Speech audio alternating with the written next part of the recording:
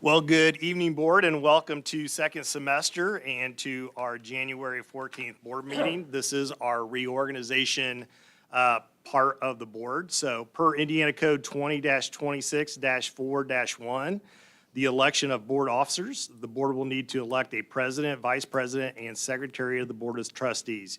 You may choose to keep the same officers in place, or you may elect to change it up. So we do have a vacancy opening from Mrs. Boots, so there is that secretary spot that's open. And currently, Mr. Archbold, you occupy the presidency, and Mr. Beard, you occupy the vice president. I just need an election of a president, vice president, and secretary. Make a motion that we go ahead and approve the slate of officers from 2024 as 2025, with the exception of Becky Maggard as secretary to replace Leanne Booth. I'll second that. And can we do the vote? Mr. Archbold? Mr. Beard? Yes.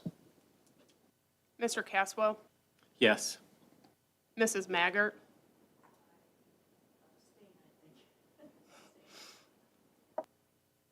Mr. Poor? Aye. Mr. Ridenhour? Yes.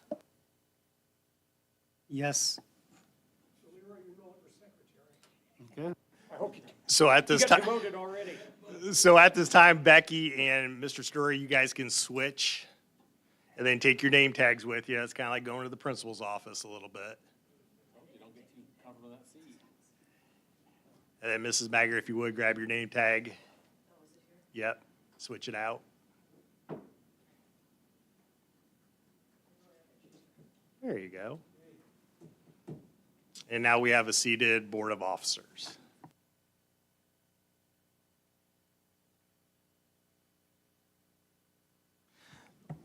Board, I'm making the following recommendation that the board needs to adapt a meeting schedule. I'm recommending the third Tuesday of each month for all months in 2025, with the exception of October and December, which fall prior to a fall and winter breaks in January, which would meet on that second Tuesday of the month due to the state guidelines. I'm also recommending that the regular board meetings continue to start at 6 o'clock. So when you look at Tuesday, December 9th would be that second Tuesday due to winter break. Tuesday, January 13th, that would be the second Tuesday due to reorganization prior to the 15th. And then today we're meeting prior to the 15th. Now in October, that doesn't fall, that falls perfectly and stays away from our fall break. So really what we just need to do is just December and January are the 2 months of change.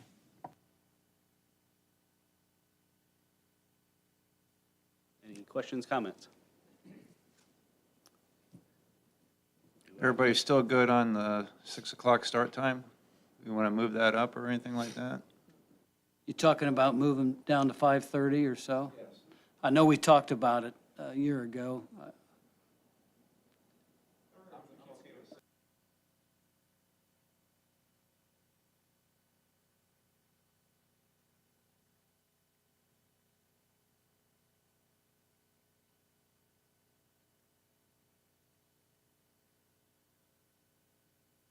right, do we have a motion? I make a motion that we approve the meeting schedule as presented. I'll second that. And the vote, please? Mr. Archbold? Yes. Mr. Beard? Yes. Mr. Caswell? Yes.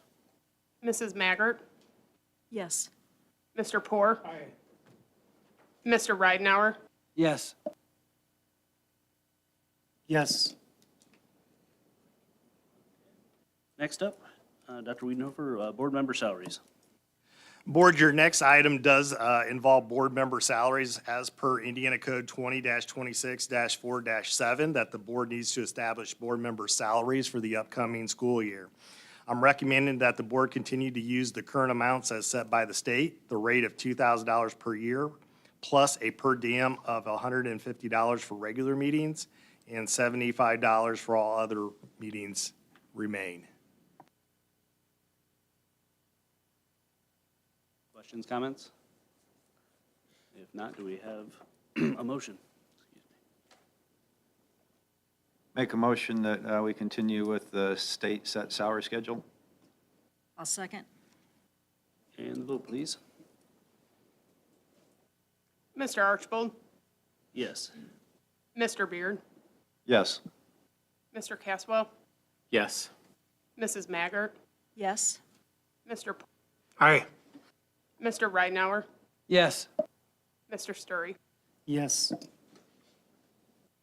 Thank you, everyone. Next, appointment and bonding of treasurer and assistant treasurer. Dr. Wiedenhofer. For the upcoming year, Board, you will need to appoint a bonding of a treasurer and an assistant treasurer. We'll need to appoint that person. I'm recommending that you appoint Jessica Swinford as treasurer and Penny Pinelli as assistant treasurer. And I'm also recommending the bonding of both those individuals. Questions, comments? Do we have a motion? I make a motion that we go ahead and approve the bonding and treasurer and assistant treasurer. And the vote, please. Mr. Archibald, Yes. Mr. Beard, Yes. Mr. Caswell, Yes. Mrs. Maggart, Yes. Mr. Poor, Aye. Mr. Ridenhour, Yes. Mr. Sturry. Yes. Motion carries 7-0. Next up, appointment of school board attorney. Board, the board will need to appoint legal representation for the upcoming school year. I recommend the following firms. First of all, the law firm of Warwick and Boyne, along with the law firm of Barnes and Thornburg. Any questions, comments? We had both of those guys before. Did I hear Rachel Stuckey is now a partner with one of the firms, the firm that we use for the Pleasant Lake? Rachel and Tim both represent Warwick and Boyne, so they do a majority of our work. We do keep Barnes and Thornburg on just as for your board attorneys for any kind of board issues, but also for special ed because we work with NISIC in our co-op and that's who their chosen attorneys are. So we keep both of them online, but you are right, Rachel is, and we've worked kind of closely with her on a number of items this year already. So yeah, there you go. Do we have a motion? I make a motion that we go with the appointed attorneys for school board.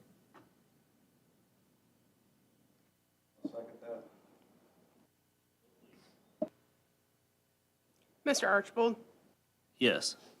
Mr. Beard, Yes. Mr. Caswell, Yes. Mrs. Maggart, Yes. Mr. Poor, Aye. Mr. Ridenhour, Yes. Yes. Motion carries 7-0. Next up, the appointment of qualified publisher. Mr. President, the board does need to select a publisher for legal notices that the school corporation will put out from time to time throughout the year. I'm recommending that we continue the use of the Herald Republican for this service. Do we have a motion? I make a motion we go ahead and approve. I'll second. And the vote, please. Mr. Archibald, Yes. Mr. Beard, Yes. Mr. Caswell, Yes. Mrs. Maggart, Yes. Mr. Poor, Aye. Mr. Ridenhour, Yes. Mr. Sturry. Yes. Board, that concludes our reorganization portion of the meetings. Before we conclude this and go into our regular board meeting, are there any questions, comments, or concerns? What's that word about delays in notification? The school delays, what we typically do, any of our school delays that we do is on through 15 and 21 Alive News. We will also use WLKI. We put that in the board package just to make you aware of it. We also do that through text and internet service, and then we also use Facebook. So we communicate in a number of You guys use different Hotel Media ways. for Facebook? We put it on our own Facebook page, and we send it out through our, what am I thinking of? Remind app. No, is it Remind? Thrill Share Alerts, there you go.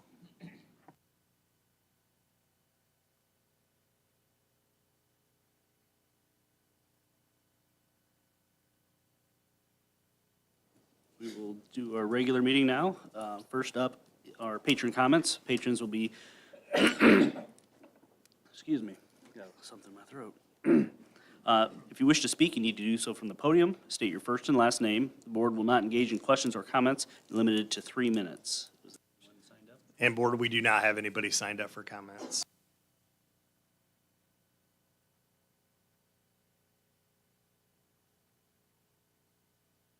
Make a motion, we go ahead and approve the minutes from the December 10th meeting. I'll second that. And the vote, please. Mr. Archibald, Yes. Mr. Beard, Yes. Mr. Caswell, Yes.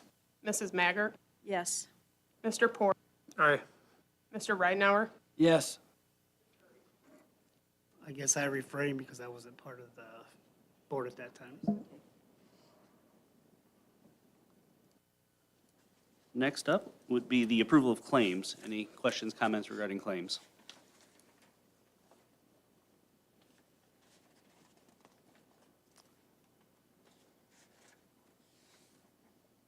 Do we have a motion? Sorry. Make a motion. Go ahead, Scott. Make a motion, we approve the claims. I'll second that. And the vote, please. Mr. Archibald, Yes. Mr. Beard, Yes. Mr. Caswell, Yes. Mrs. Maggart, Yes. Mr. Poor, Aye. Mr. Ridenhour, Yes. Mr. Sturry. Yes. Thank you. Motion carries 7-0. Personnel recommendations. Dr. Wiedenhofer. Board, in your packet, you do have a section on retirement, resignations, terminations, and reassignments. So I ask that you approve those personnel considerations as presented. Do we have a motion? Make a motion to approve. I'll second. And the vote, please. Mr. Archibald, Yes. Mr. Beard, Yes. Mr. Caswell, Yes. Mrs. Maggart, Yes. Mr. Poor, Aye. Mr. Ridenhour, Yes. Yes. Thank you, everyone. Passes 7-0. We have no special reports today. Old business, Dr. Wiedenhofer, conflict of interest disclosure statements. Boards, as is protocol every single year, you do have in front of you any discrepancies. We ask that you fill out this form. If you feel like there's a conflict of interest going through the school year, we ask that you sign that and then you notify us. You all have that in your packet. Some of you've gotten those things previously. So if not by tonight, early next week, if we could get those signed forms back to us, just acknowledging any of those issues, we would appreciate that. All right. We have the second reading of the 2027-28 school calendar. Dr. Relu. Board, last month, I brought to you a proposed calendar for the 27-28 school year. This has been discussed with the ACTA, and they were pleased with everything except having, well, actually, I think they were pretty much pleased with everything. They'd like to not come back on a Monday for their last teacher day, but the way everything else falls, they're still out very early, and so they're good with all of that. There are no changes from when I brought this to you in December, and I'm recommending your approval of this calendar tonight. How do snow days work anymore?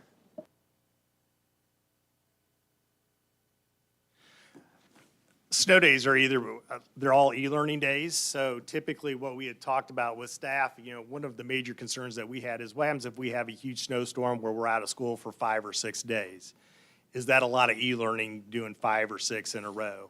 Talking with teachers and talking to some of our parents, they prefer just to keep e-learning straight across.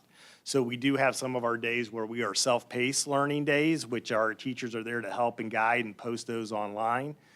As we get through those 3 days, everything else becomes live learning where the teacher is online, working back and forth with kids on a live schedule with however it's set within those particular buildings. Teachers prefer that method probably the most because they like that interaction with kids. They like that connection with kids. We seem to have a little bit better attendance and a little bit more focus when it's like that. but we do a combination of the self-paced one along with the live learning together. So there's not a, the state hasn't set a requirement on the number of days that you can miss before you have to make up? They have not. At this point, we do not have to make up any days. Correct. So that's why that calendar, we're able to kind of plan that calendar out and put graduation on there and do some of the things that we're doing because we do have e-learning. A lot of school corporations don't have that option and have to do it. And then secondly, we put this calendar out 3 years in advance, so there's 3 years worth of calendars. Parents have appreciated that because a lot of folks have maybe some family or friends flying in from out of state and they can get their parties planned and get venues kind of reserved. So it's worked out very well for us. And the only reason we would ever have to cancel is if we have a huge ice storm like what we had 2 years ago where everything's down, that we just may have to kind of add days onto the end. Do we have a motion for approval? Make a motion that we approve the calendar as presented. I'll second. And the vote, please. Mr. Archibald? Yes. Mr. Beard? Yes. Mr. Caswell? Yes. Mrs. Maggart? Yes. Aye. Mr. Ridenhour? Yes. Mr. Sturry? Yes. Thank you, everyone. Passes 7-0. Second reading of the new diploma requirements. Dr. Relu. Board, last month I presented to you proposed graduation requirements. Everything that is new is highlighted in yellow. You'll recall that the state board actually was set to approve this the day after our last meeting, so I mentioned that I would let you know if they made any changes. They did make a few minor ones, and they are highlighted in orange on the last 2 pages. So the only thing that has changed since you saw this last, they clarified things that were already in the prior diploma. In the first column under enrollment, that honors seal. They can do 2 of the following: 3 college credits, 2 credits of AP, or 2 credits of Cambridge.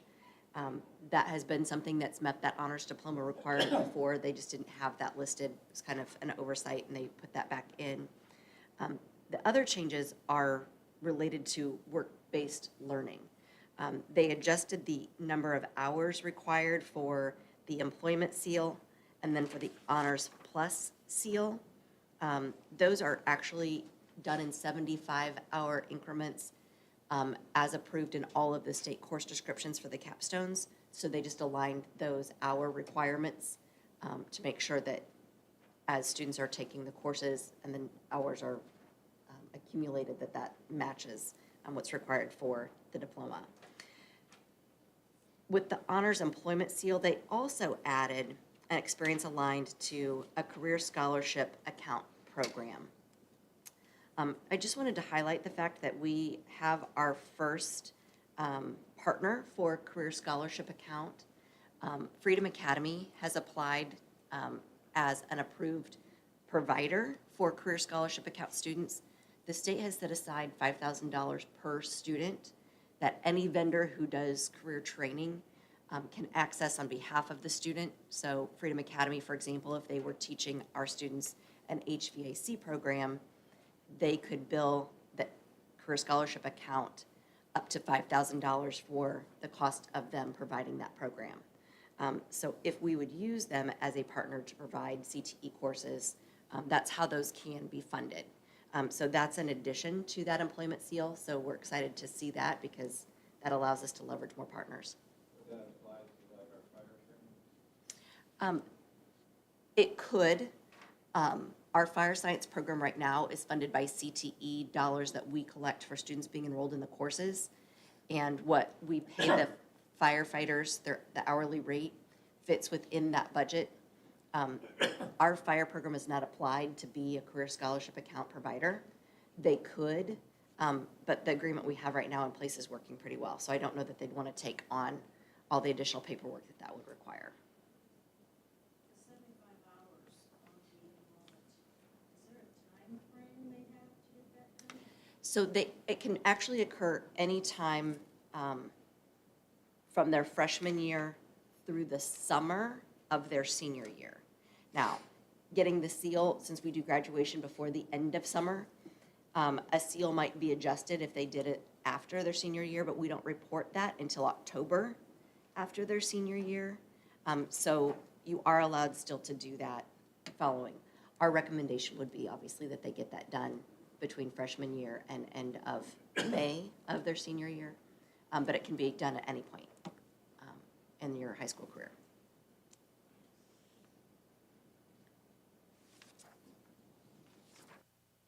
Do we have a motion?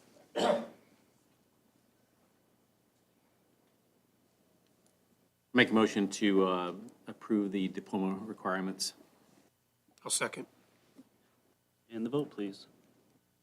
Mr. Archibald? Yes. Mr. Beard? Yes. Mr. Caswell? Yes. Mrs. Maggart? Yes. Mr. Poor? Aye. Mr. Ridenhour? Yes. Mr. Sturry? Yes. Thank you. Carries 7-0. Next up, Mr. Wagner, second reading of the proposed changes to student discipline. Thank you, Board. Again, last month I presented changes, updates to Student Discipline Policy 5115, seclusion and restraint. Again, this is to remain compliant with the other schools within the co-op, only to use when the student is potentially self-harming or harming to others. And then it just lays out our protocol and our procedures that would follow if this type of a situation would occur. There have been no changes since I presented it in December, and I'm asking you to approve that tonight. The teachers are all trained in this? Not all. We do have, I'm saying if you have an issue, it could be serious, could not be serious, and they're handcuffs in, my God, I don't know if I should do this or not. I mean, do you have the freedom to do that? We- Or somebody gets hurt, or if they do it, they say, hey, what do you think you're doing? You know, we do have a CPI teams in each one of the buildings that would be called in those situations to handle that situation because they have been trained in the holds. sometimes if you hesitate, you got problems. Are there teachers besides the special ed teachers that have been trained? There are some. Again, we open it up yearly for more and more teachers to get trained for CPI and things like that. So more and more are taking advantage of that. How often do you have to renew that? I think it's 2 years, every 2 years. Is it something they want to do? I mean, It's encouraged. From stepping in is something that's with the legal system we have today. It's like you're stepping into a nightmare. Right. But by being CPI trained, that gives you the backing of support that they need. So in those situations, when they're putting students in those holds, they are certified to do so. It would be those that aren't trained. Exactly. So all the administrators are trained. Correct. So how long does it take to do this training? The initial one can be 4 hours to a full day, and then the recert is usually about a half a day or less. But the initial one is the longest one because you go over all the holds, the literature, the documentation, things like that. And then after, or if one of these CPI holds are done in one of our buildings, the reports are documented at the building and then they are sent to Tammy Elwood, and she is our instructor within the district. And then she collects those, keeps them on file if we ever need to go back to them. They still feeding the bike? What's that? That's the only thing I remember. They still feeding the bike? Yeah. Somebody bites you, don't pull away. You Oh, push in. yeah, push in, yeah.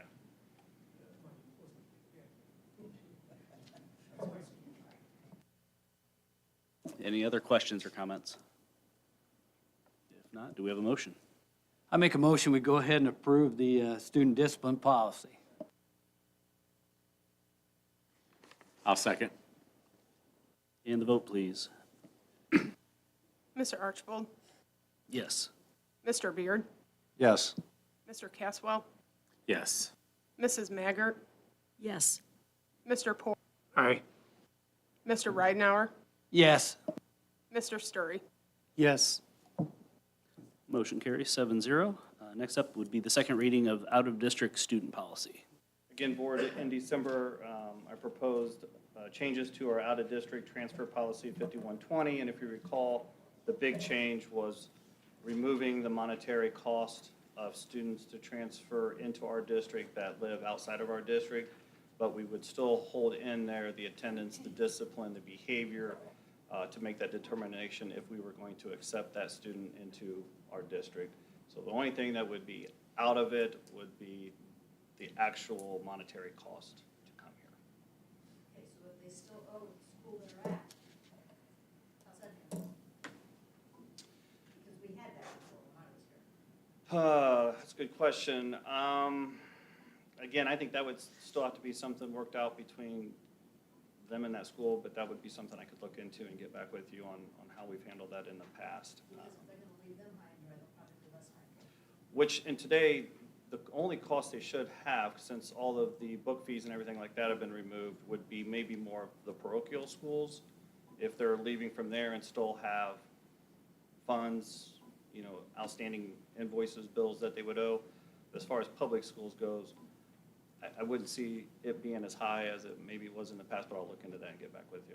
I know they don't pay for school books anymore, but if they lose a school book, The replacement of a Chromebook or a MacBook or something like they that, have to pay for they could. Again, I think that depends if they had the insurance from us. it. If they lose, okay, it used to be the 300 dues, everybody, you got your books, okay? But if they lost one, by state law, they have to replace it, because I went around with some parents on that. Are we still, if they lose a Chromebook, do we still? Because we've got. Yeah. So the Chromebooks are all under our insurance policy. So any damage is covered. If there's a loss and it can't be found to be turned in, then we could charge for that. And again, a textbook would still be the same situation. We could charge for a textbook that never reappears. But this is about charging students the state tuition when they transfer to us. And I think you're just asking if they still have outstanding the other school.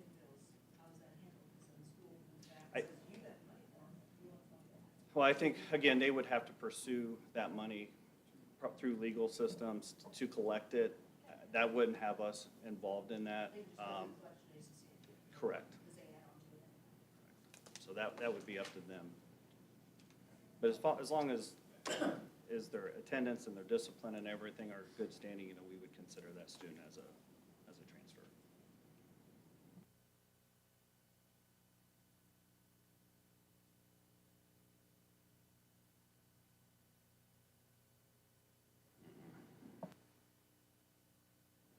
Supposed to have students enroll that live out over the border. And that is a conversation that's happening more and more, because we do have families that are split, and maybe one of the parents lives in Michigan and the other parent still lives here. So we are having those conversations with families and trying to figure out how we can best make it work.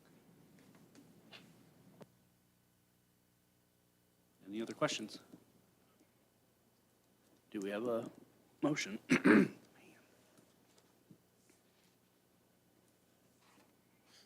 I make a motion that we approve the out-of-district transfer student policy.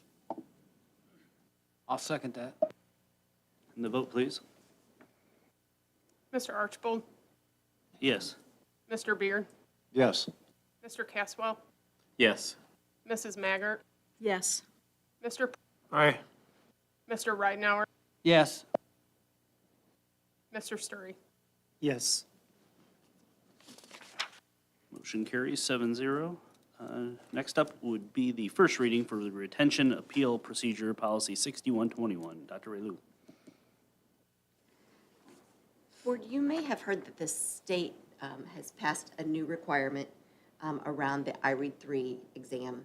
If students do not pass that exam starting this year with this year's third graders, we are required to retain those students.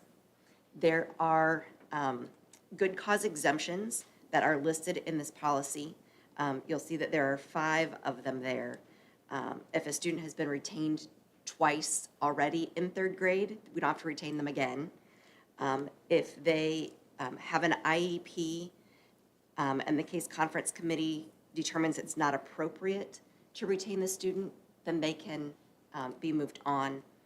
If an English language learner has had fewer than 2 years' experience in a school in the United States, not our school, but school in the United States, and their case conference committee determines it's not appropriate for them to be retained, then they can move on. Students who pass at proficient or above proficient on the math iLearn assessment, so we know they're going to make it in something, so they can go on.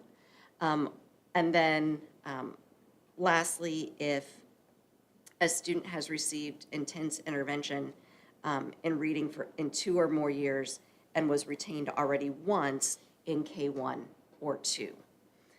So they've already been retained one time. We've documented the intense intervention they've been getting since that time. We wouldn't have to retain again. Those are the only 5 exemptions for students to not be retained. The state does require we have an appeal procedure. So if a family disagrees with the decision that their child will be retained, this lays out what the process would be. They would contact their principal. They would review whether or not they meet one of those exemptions. If they do not, then the principal would go back and say, I'm sorry, but your child must be retained according to this. And they can then appeal that to the board if they would want to. Again, you must uphold what those 5 exemptions are. So it's really a policy that says we have to follow what the law requires, and So if I have a that's kind of student as it. that really busts their butt in school and passes all their classes, have test anxiety, cannot pass any of those tests, they could appeal at that point. Nope. They can appeal. But the fact that they passed all their classes, Doesn't matter. They don't qualify to not be retained. And they can be retained twice. If in 3rd grade, they can be, yes, they can be retained twice. And it doesn't matter if they've been retained in the 1st or 2nd at that point. So if they were retained in K1 or 2 one time already, and they've been receiving intense intervention, which all of our students who have been retained absolutely are, then that would be a good cause exemption. So they would only have to be retained the one time we already retained. If they've already been retained twice, we don't have to retain a 3rd time. We would not do that to a child, so. If we have kids coming in from another school, 2nd or 4th grader, does it enter STN number if this happened at the other school and they're just trying to kind of bypass that? That is correct. If they were in Indiana, STN number. yes. On the test anxiety, with the iRead now and the different testing, how it's more frequently, it seems like, or multiple times, are we seeing a increase? Are kids doing better by having to take a test like that? We're not seeing that yet.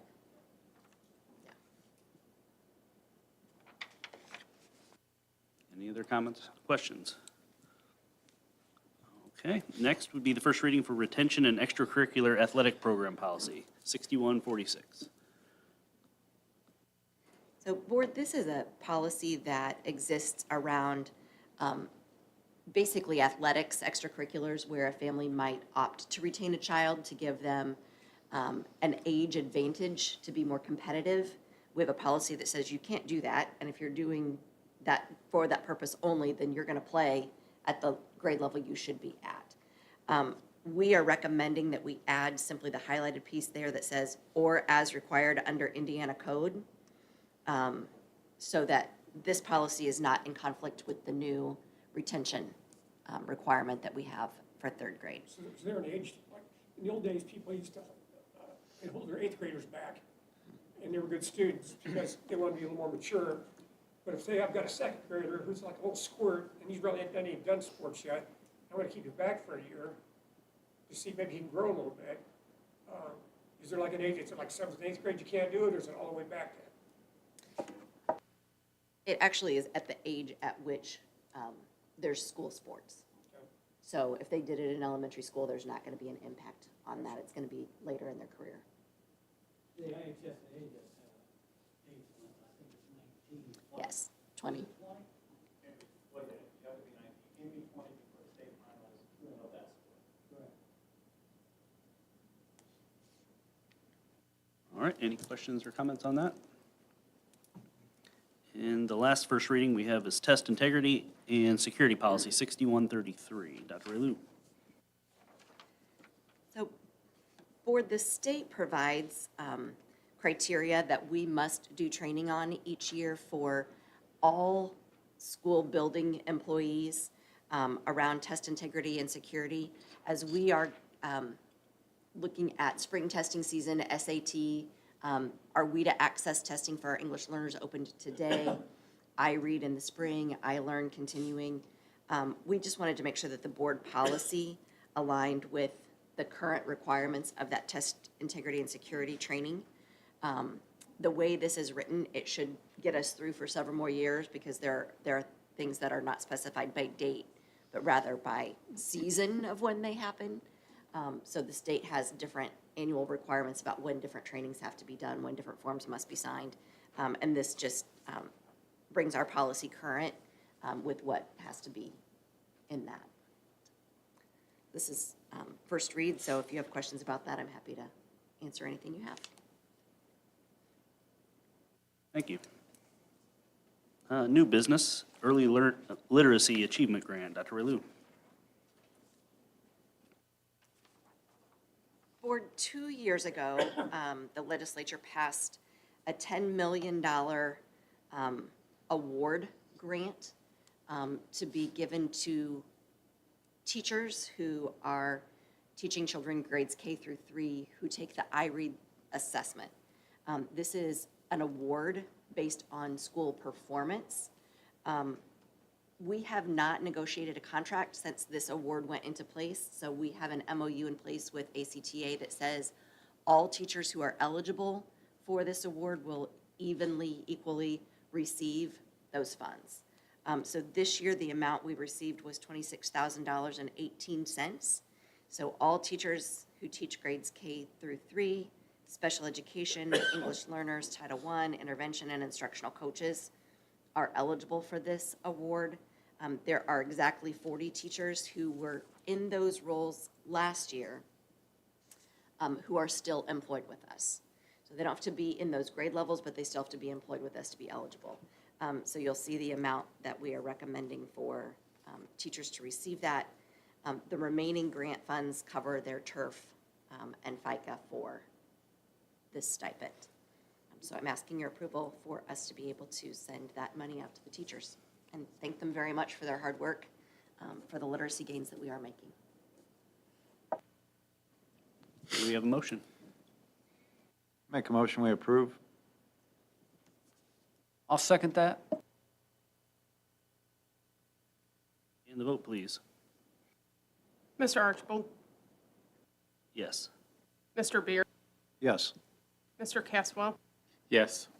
Mrs. Maggart, Yes. Mr. Porter, Aye. Mr. Ridenhour, Yes. Mr. Sturry. Yes. Thank you. Motion carries 7-0. Acceptance of donations. Dr. Wiedenhofer. Board, in your packet, you do have a number of donations that I bring to you tonight for your approval. And just to quickly go through them, there is a set of 3 of them from the Steuben Community Foundation.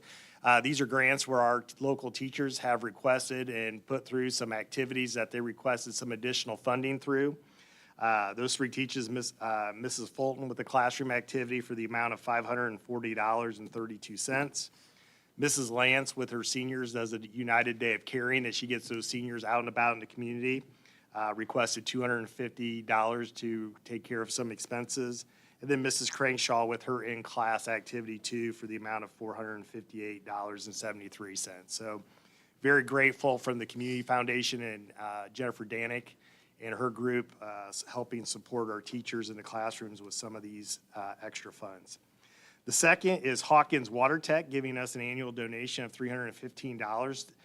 They would like those monies to be used for Coats for Kids. This is the time of year to make sure that all of our kiddos have hats, coats, gloves, and all those things necessary for the winter weather, and we will certainly oblige by that. And then our last donation is a $2,000 check from Wagler and Associates, as they do every single year. We always take a look at our kids who run negative cash balances, so that's working with Mrs. Pascal, or Amber rather, and kind of going through some of those things and putting those funds there. I'm happy to report that we won't need the entire $2,000 for those negative balances, as our kids and parents have done an awfully good job of staying on top of those kinds of things. But it's always nice to have those additional funds. Furthermore, Wagler is okay with us any of that unused $2,000 that we don't have for negative funds, we will go and deposit that into our foundation account to help kind of grow that and to be able to use those funds as we need kind of moving forward. So I ask for your approval. Hawkins Watertown, I said that is coming from that school. That check is going out to Henry Park. Typically, yes, we'll use it that way, but also Hawkins will kind of let us do it in a variety of different ways for other buildings as well. Correct. Absolutely. And we certainly have enough funds in our foundations that if that all went exclusively to Henry Park, we do have all the other schools covered. But no, good point, Mrs. Maggard. Do we have a motion to approve receiving? I make a motion to approve acceptance of funds. I'll second. And the vote, please? Mr. Archibald, Yes. Mr. Beard, Yes. Mr. Caswell, Yes. Mrs. Maggart, Yes. Mr. Poor, Aye. Mr. Ridenhour, Yes. Mr. Sturry. Thank you. Motion carries 7-0. Superintendent's report. Well, we got a couple more to do, so let's jump to Dr. Relue for permission to apply for the Donwood Foundation. Sorry, use mine. Yeah, let's do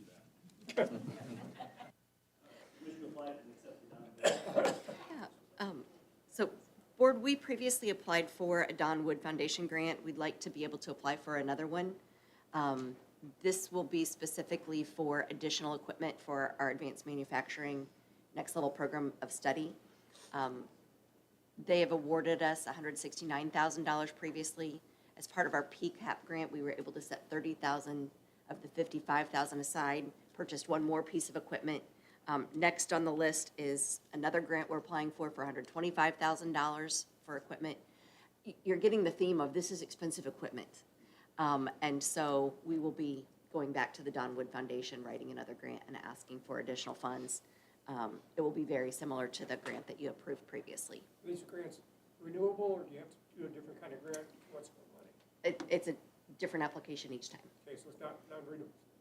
Correct. So is this something that's going into a classroom in school, or is this something that's going, like we're doing, kids are going, kind of like impact? Is this specific equipment that we are buying for another, something the kids can learn with students? Yeah, it's specific. It goes into the advanced manufacturing classroom at Angola High School. Some of you had an opportunity to walk down the hallway and see some of the equipment that's been delivered and set up, and it's specifically for that program.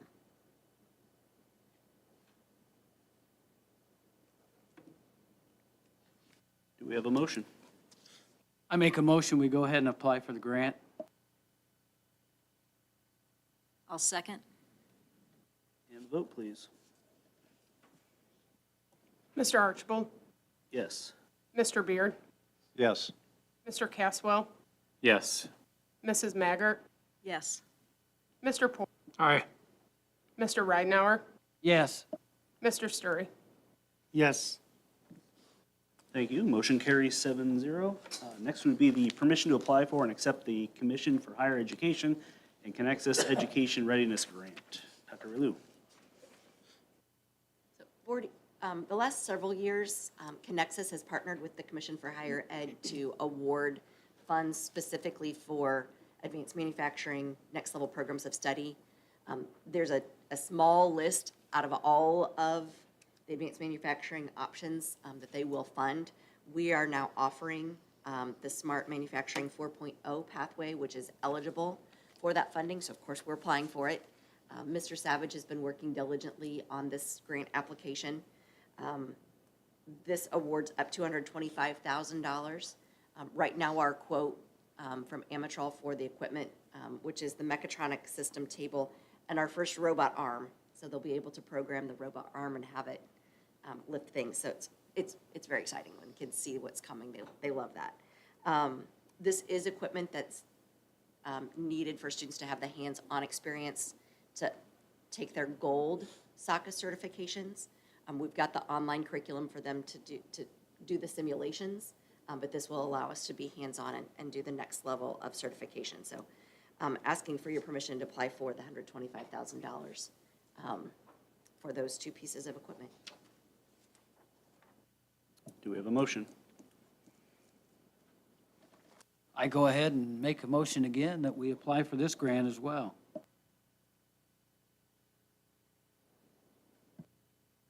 I'll second. And the vote, please? Mr. Archibald, Yes. Mr. Beard, Yes.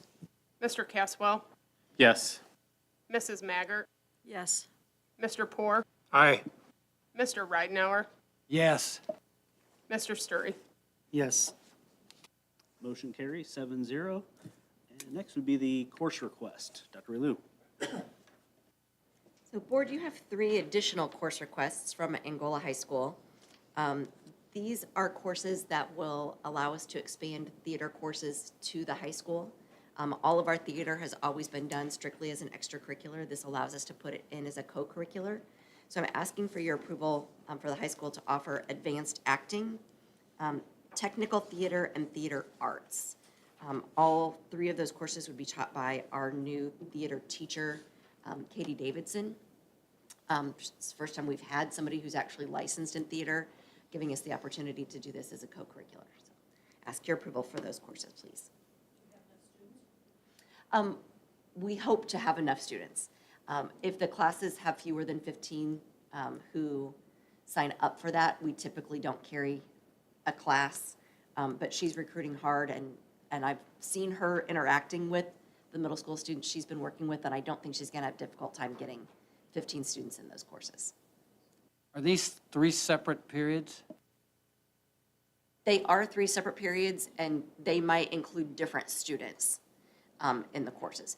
Students could choose all 3, or they might take 1 a year if they're students that really want to be involved in theater, and it fits their schedule better that way. So is it for certain grade levels or is it for freshmen up? It can be for freshmen up.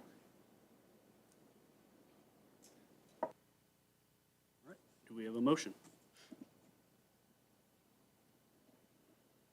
I'll make a motion to approve. I'll second that. And the vote, please? Mr. Archibald, Yes. Mr. Beard, Yes. Mr. Caswell, Yes. Mrs. Maggart, Yes. Mr. Poor, Aye. Mr. Ridenhour, Yes. Mr. Sturry. Yes. Thank you. Motion carries 7-0. Superintendent's report. Board, just a couple of things to throw out. First of all, I want to welcome Mr. Sturry to the board. We are excited to have you and being your first meeting night. And I know you've been part of a few meetings already, so welcome aboard. We are certainly glad that you're here. Board, it is with great honor, and I am excited to present this to you, 97.2% graduation rate. If you had a chance to see the newspaper this weekend, especially in Republic and Herald, we led around all those area schools. If you look in Steuben County, we were the highest around there. I don't get tired of talking about this, do I, Mrs. Weber? I talk about it anywhere and everywhere right now. But I have to give some huge kudos to some people. The team at Travis Haven and Tia Books, working with our alternative program, working with those kids often are times where they're giving them second chances. They're helping with credit recovery, some discipline issues, and sometimes those kids have a lot of things going on in their lives and just need a little bit of a second chance and a little bit of love. And that's what that program provides. Travis and his team of teachers have done a remarkable job of working very diligently with kids to get those things. The next group I will tell you is our guidance counselors, from Benny to Sarah to Jana, have been impactful and important when it goes to scheduling and looking at those pathways and making sure that our kids are on the right track and staying on them. I greatly appreciate it. From my end, I got to give huge kudos to Cammie Call, and she's kind of hiding back there in the corner. She stays on our folks. She meets, I would say, religiously with those teachers and administrators and knowing where those kids are at, because those kids will be on your radar one day and then they're out of here the second day, and she tracks those kids down. She's working on, while we're excited about the 97, we're working on this year's group, and she's already been at the high school lots just to make sure that everybody stays on track. So Cammie, I want to tell you publicly, thank you for a great job you do and how you track those kids and the reporting that you do each and every day. So I've checked with her 12 times. We're still 97, right? We're still 97. We're still 97. And she says yes. So very much appreciate that. So it's been a great time to be able to see some of those things. So we appreciate their efforts, and we're excited to bring it to you tonight. Board member communication. I just wish she was here. I talked to Leanne, and I told her I appreciated working with her. She is very diligent, and she is very passionate about any job that she has. And she is up to her elbows right now getting things finished over there, but just appreciated her for working with me. I've known her for a friend for 20 years, and I just can't say enough about her. We will miss her. Yeah, she did, how she handled everything from a step back, look at the big picture, what's best, there, no agenda, no listen to everyone and then make a decision on it type of thing. So that's why I enjoyed, came onto the board at the same time, so kind of shared a lot of stuff, and I'm sure she's going to do awesome at treasurer. Also, I want to welcome Leroy. I think it's a welcome, right? Yeah. You'll be good with our kids. Yeah. You already got a demotion, so I mean, running with Hey, that's the secretary's job. You keep, yeah, moving them down the table. I'll change you. Yeah. But yeah, welcome, definitely. Any other comments? All right. Next, I have here, our next meetings, as we stated earlier, 6 PM, February 18th, March 18th, and April 15th are the next three meetings. What's that? Everyone's favorite day. All right. Do I have a motion to adjourn the meeting? Motion we adjourn the meeting? I'll second. And the vote, please. Mr. Archibald, Yes. Mr. Beard, Yes. Mr. Caswell, Yes. Mrs. Maggart, Yes. Mr. Aye. Mr. Ridenhour, Yes. Mr. Sturry. Yes. Thank you, everyone. Meeting adjourned. Next, we will have the Board of Finance meeting. I'd like to call to order the January 14th MSD of Steuben County Board of Trustees Finance meeting. Dr. Wiedenhofer.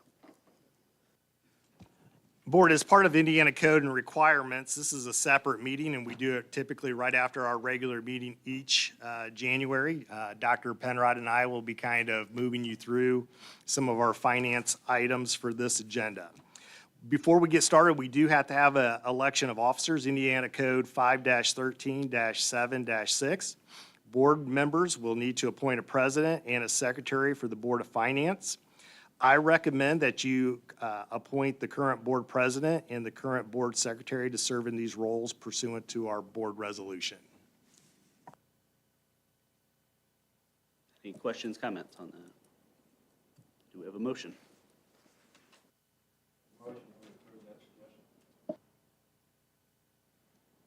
And the vote, please.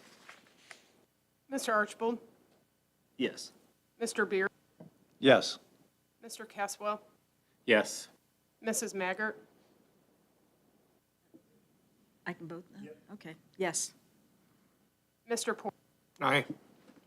Mr. Ridenhour, Yes. Mr. Sturry. Yes. Thank you. Carry 7-0. Dr. Penrod, Annual Investment Report.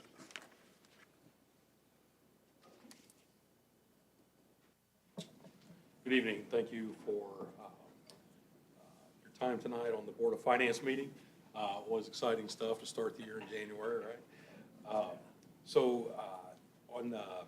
don't want to necessarily read a bunch of numbers to you, but I do want to point one out here on the investment report, the 2.2. For the investments, the interest earned, so money just obviously for having our money on deposit at our banks, over $975,000 this year, so $975, $653, $57 in just interest earned. So that goes into our operations fund to help fund our day-to-day operations in the 300 fund. So you would have seen that throughout the year. You know, every month you get your revenue report, and you see it in 1510 revenue. But I do want to point that out because that is a lot of money. And so, you know, there was a time when, well, not so long ago, there was a time when we were getting, you know, $15,000 total for interest or $30,000 total for interest. And now we're getting well over that every month for interest. So, anyway, kudos to the local banks that we work with, which we'll get to on 2.11.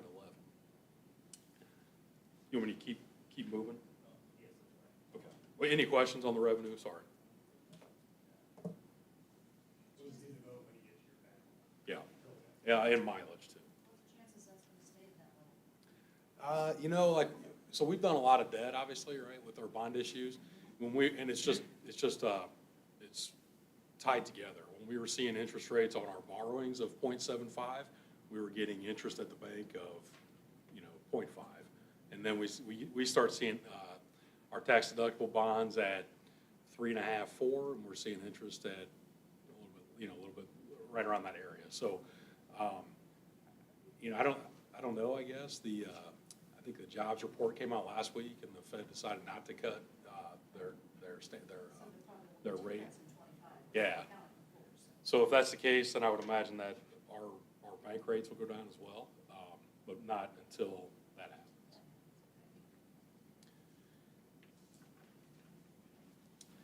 We've got an investment policy review, so that is board policy number 3200. We have to review that every year. Don't see anything glaring that needs change, and I would recommend that we just keep that in place. Since that is just a review, I don't believe there's a vote necessary. Then we have the revenue expenditures and transfers, the 2.4, 2.5, and 2.6. So you'll see here, $47,300,000 in revenue, $45,979,000 in expenditures, and $11,000 in transfers. So the revenue, and this takes into account all funds, not just the ed fund or not just the operations fund. This is everything. So when you look at your fund report, everything from 101 down to 79.99. So there's some ESSER stuff in there. There's a lot of title stuff in there. There's bond money in there. And so that's not just the education amount, or just the amount that we're spending on at an education fund. Same thing with the expenditures. That's every expenditure, not just the ed fund or ops fund. That's debt, title, ESSER was in there, all that stuff. And so when we see that, though, we also see all the bond funds are in there. And so at this school, the way our bond council does that, even on a first mortgage bond, which typically goes to, or sometimes goes to a bank, like a trustee bank, all of that money hits our books. And so when we do a, say, $5 million bond, $5 million plus the premium, it actually hits our books, instead of in another situation where like maybe $2 million hits our books and the other $3 million goes into the trustee bank. So either way, we're going to get the interest. Just my point is that we're showing more here because of the bond issues that we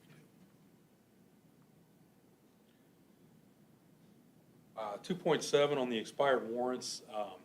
As you know, every December 31st, 2 years after the December 31st of the year of issue of the check, we're allowed to cancel checks, but we do need some action on this. We do need to vote on this. And so these checks, for whatever reason, have not been cashed. They are still outstanding as of December 31 of 2024, which is 2 years after December 31 of the year that each of them was issued. So if you get a check from the school, you'll see on there it says void after December 31, 2 years after date of issue. That's where we're at with these checks. I believe Penny has called these to see, try to chase them down, try to track them down. We don't have an answer as to why they wouldn't cash those, but they did not cash those. And so I will ask for action on this one so we can dispose of those checks. Do we have a motion? Make a motion that we follow the suggestion to act on this. I'll second. And the vote, please. Mr. Archibald? Yes. Mr. Beard? Yes.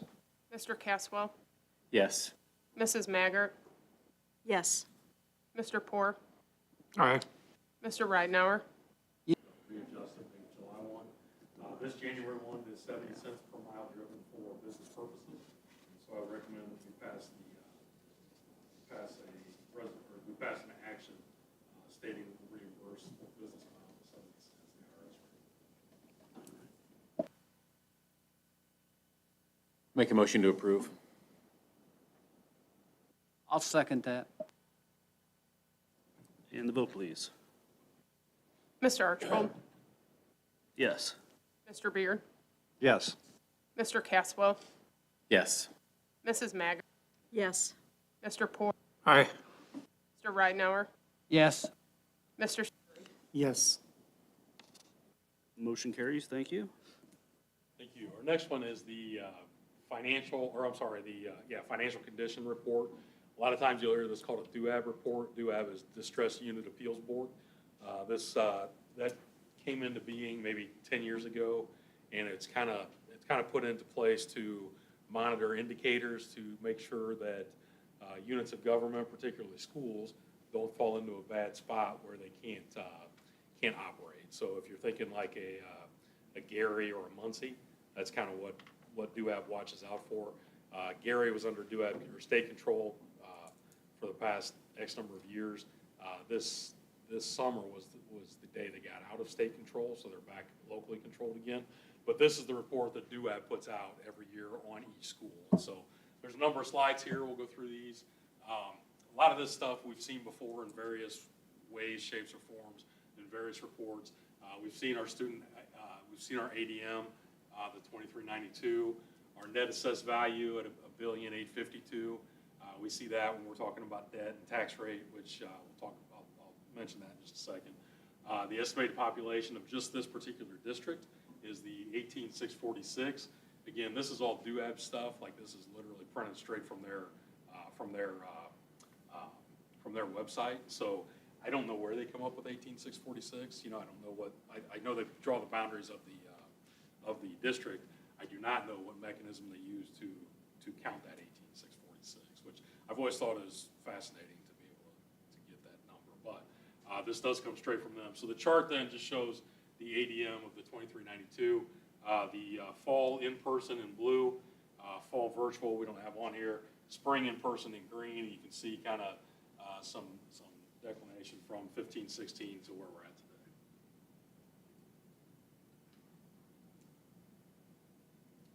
today. And then this one is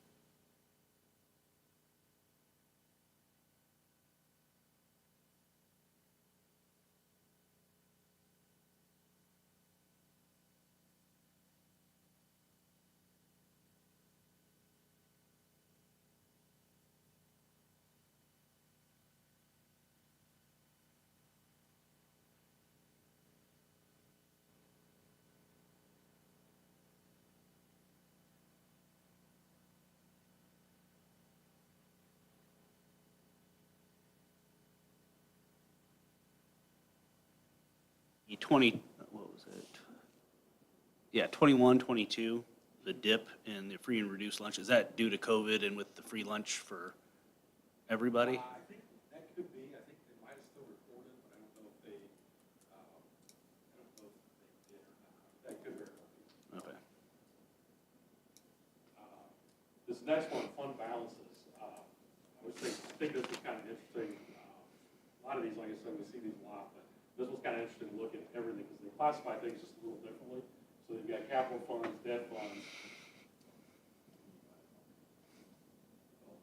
It's me. So capital funds, debt funds, education fund, et cetera. So what we'll notice here is the large blue lines here are capital funds.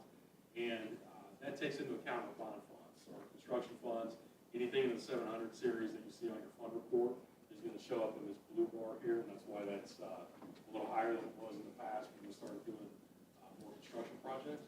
On the education side of things, you can also see that that's increasing a little bit in cash balance from the 2020 or even 2019 range. The rainy day fund, you'll see, is pretty similar. And then federal stimulus funds, we'll see they're going to show in the negative here because they're reimbursable. So any kind of federal fund, whether it's this federal fund or the federal stimulus, is always gonna show the negative at month end, or usually show the negative at month end, because we're gonna spend it on, say, December 31, and then sometime before January 15, we'll ask for the money back and get it back, and then we'll spend it again. So generally, at the end of the month, that's gonna be in the red. Our annual debt service, or annual debt deficit surplus, excuse me.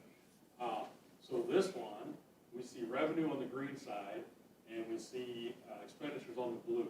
So what we'll notice here is the revenue in 22 much higher than the expenditure. On the blues, on the 23, it's a little bit flipped. And so when that flips, we have a deficit surplus. So the bar, the yellow bar, shows that we spent more than we received. And then on the fund balance, that's going to drop a little bit. So is that something to worry about? I would suggest not, based on this particular slide alone. If you look at the whole picture, our ed fund is up, operations fund is up, debt service fund is down, and that's down intentionally. It's down intentionally so we can manage tax rate. The tax rate here is 0.5632, and when we, I think this is the third year in a row it's been 0.5632 for 2025. When we sell those bonds, we manage tax rate through selling those bonds, and so part of that is that we can change the cash balance that we have in the debt service fund, because we're not, you've heard me say that before, we're not a bank. We don't need the tax just to tax. We need the tax to pay our bills. We need the tax to operate. We don't need the tax to show a high amount of money in the bank, or a large amount of money. And so one of the ways we can manipulate tax rate to where it is at that 0.5632 is to make sure that we don't take in a lot of money in the debt service fund levy. So we'll see. So part of this drop is going to be debt service fund cash balance. There's still enough in there to pay the bills. I'm not worried about that. But say, I don't remember the balance, say it's $1 million. There's no reason to have $5 million in there. That means we're just taxing the tax. If we keep a responsible amount in there, $1 million, $1.2 million, and then we can still pay our bill. If something would happen that we don't get our tax roll, we can still pay our bill, but there's no reason just to continue to tax the tax. But anyway, that, when you start lowering that balance, is going to lower this line on the fund balance, because that takes into account all of our funds. It's also going to show a deficit spend, even though it's a deficit spend overall, because it's more expenditures than revenue. It's not a deficit spend in that particular debt service fund, because we're paying our bills, and we're managing our balance the way we're going to be by managing our tax rates. So hopefully that makes sense. I'll pause there for any questions. That was kind of all. Well, we can only keep that money, even like our bond money. We get 5, 7 million, we can only keep that so long in your account. You need to use it because there's laws on that. Yeah, we have to use that in 3 years, or do an arbitrage calculation. And arbitrage calculation is like if you're gaining 6% interest on that money, but it's tax exempt, so you're only paying 4% interest. You have the 2% would be arbitrage. We would likely get a small borrower's exception because we issue less than $15 million a year. However, to your point, we do need to get rid of that within 3 years. And then, so this slide will look very similar, or even worse, in the next few years, because if we don't issue a bond, or say we issue a $2 million bond to do a small project, tax rate the same, but we spend down a $5 million bond, that $3 million difference is But it's all one cost because we have attorney's fees whenever we do a bond, so we might as well go for a bigger one and get your stuff. Yeah. Anything else on that one? I know that's kind of. All right, fund balance is a percent of expenditures. Oh, sorry. This one at the bottom here, fund balance is a percent of expenditures. You see it go up in 23 a little bit by about 3%, up in 22 by about 5%. And this was important for kind of the exact thing I was just talking about with debt. I've been doing this since 2007, and I've never seen the state or county miss a payment to the point where the school would have to use their own cash to pay a bill. I've seen counties be late by a day or two, not a big deal. I've seen the state be late maybe a day or two, not a big deal, not recently. But the percent of expenditures is there in case, for instance, way back in the day, the state was on a fiscal and the school was on a calendar.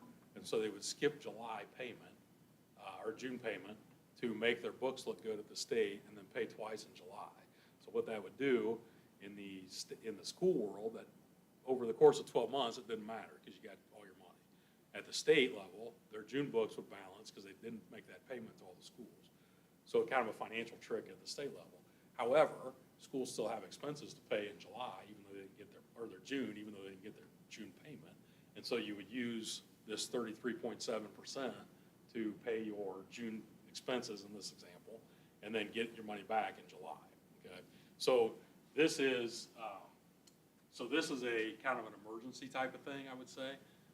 If something would happen where the county would not pay us on, for months at a time, or the state wouldn't pay us for a couple months, we could sustain that because we've got 33%, a third of our 4 months worth of our budget in cash, which is a good thing. And again, that's all funds. That's not just the ed fund or not just the ops fund. That's all funds. This top one then, on our next one, revenue by type. So this is just going to show our, you got state revenue is the most, obviously in the middle there. That's our state basic tuition support that comes every 15th of the month. And then we've got federal stimulus, federal revenue, like the title stuff, Title 1, 2, 3, 4.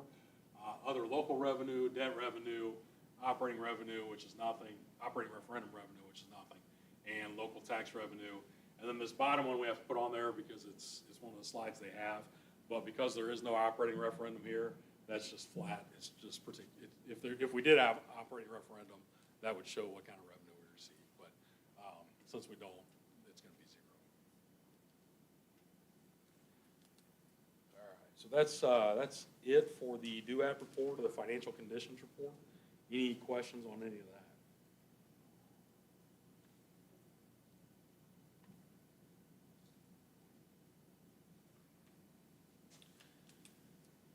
Okay, the 2.10, the extracurricular accounts report, another one I don't necessarily need to read you the numbers, but you've seen that in your packet, and I'd be glad to answer any questions, but just a typical kind of telling of the financial story of the extracurricular accounts.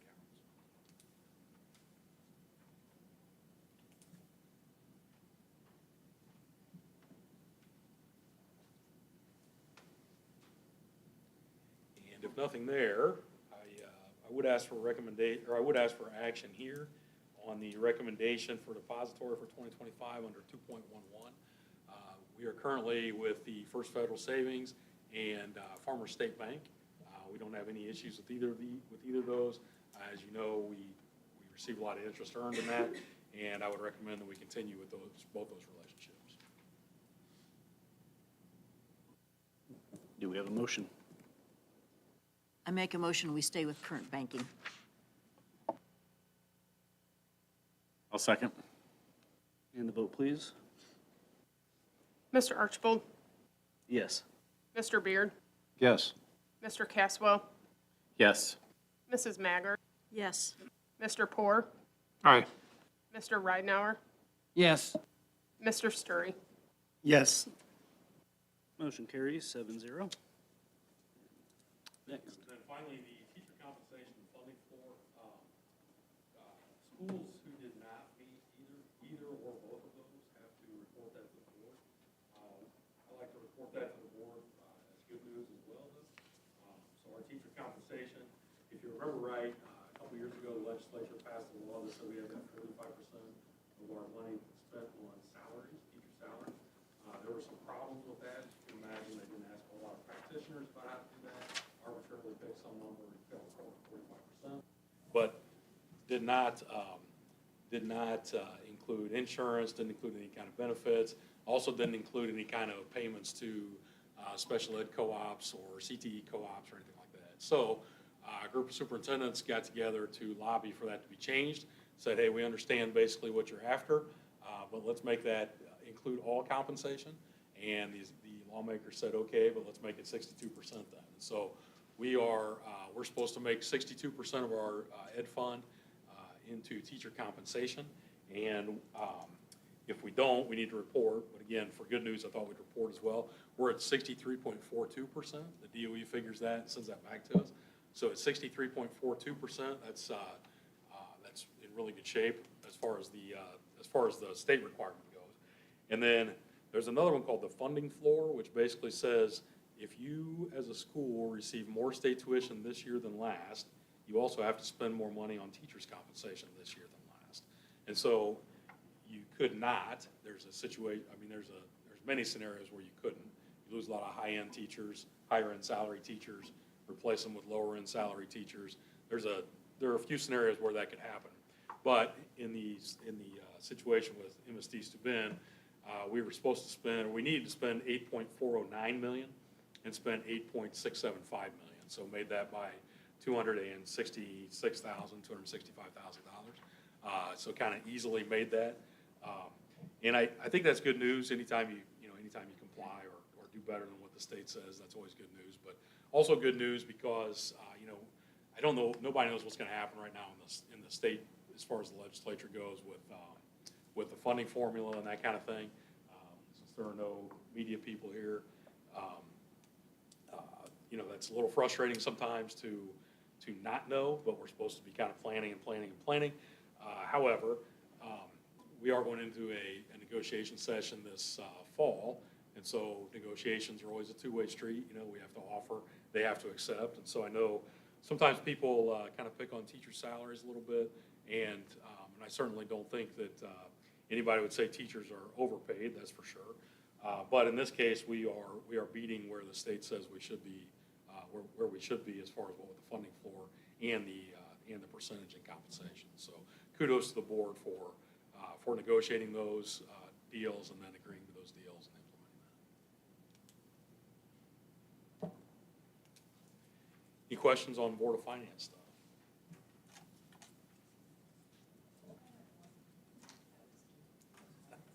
We've got here on the ECA, we got a negative in general for Ryan Park. Negative ECA.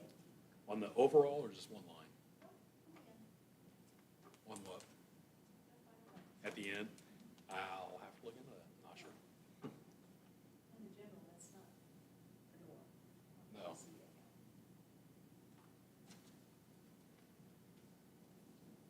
Any other questions, comments?